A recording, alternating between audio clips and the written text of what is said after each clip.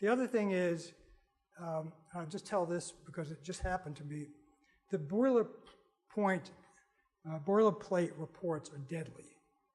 Everybody know what a boilerplate report is? What's a boilerplate report? Someone here. You know? There are a few paragraphs of all the exclusions or kind of what you typically do. Okay, anybody else? Want to try?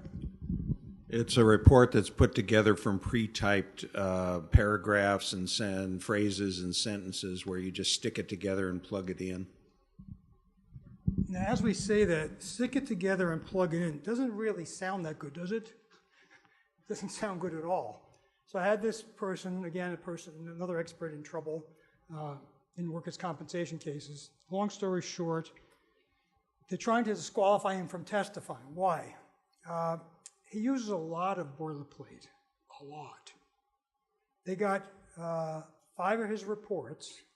Each one was 8 pages long. They were all about similar kind of conditions.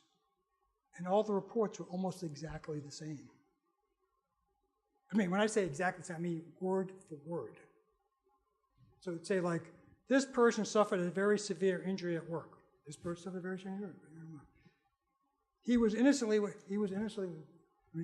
paragraph after paragraph, the same. I go, how the hell did this happen? He goes, well, I used standard language and may have got carried away a little bit, you know, whatever. I go, well, and they were trying to disqualify him, saying he was biased and involved in fraud or whatever they were trying to say. And eventually, they settled the case. He was lucky. I go, you know, you really got to change your act here because this is not going to fly. This is not a good idea. I mean, it was really, when you put all the reports down on the table, it wasn't just like a paragraph, like an introductory paragraph, an introductory page and a half, okay? And then he would have a paragraph about head injuries and say, Mr. Wilson, blah, blah, blah, blah, okay? He suffered a severe head injury when he had subdural hematoma, blah, blah, blah. The next case would say the same thing, exactly. So I go, you know, you really got to get your act together because you're not going to be practicing long as an expert witness doing this kind of work. You really.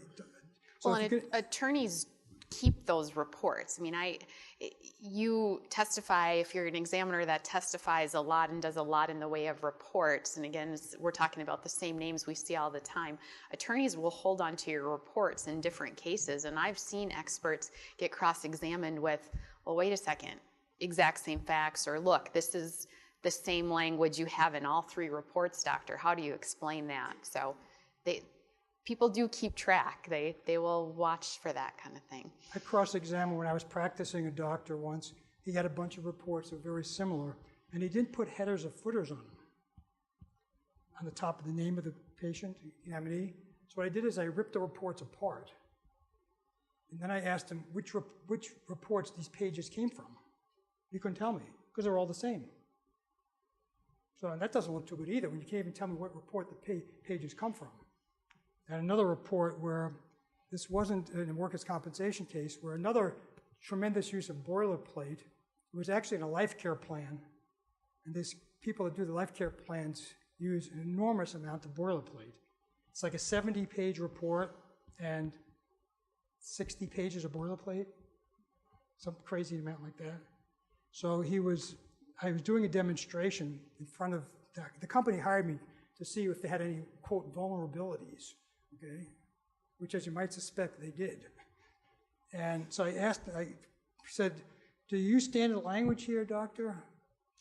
He goes, well, what do you mean standard language? Well, I mean, the same language over and over again. He goes, well, we use some standard language. I go, well, let's look at your report. Pages 1 through 3, that's standard language, right? Yeah, so I ripped out a report, crumpled it up, threw it on the pile on the floor.